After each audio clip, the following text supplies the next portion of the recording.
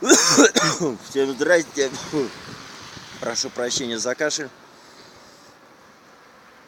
Простудился малость. Вот. Погода ужасная. Город Зеленоград, район Крюково.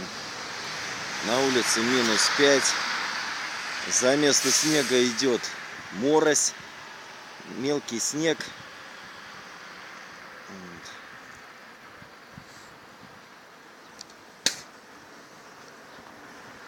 У нас там еще такой информационный экран есть.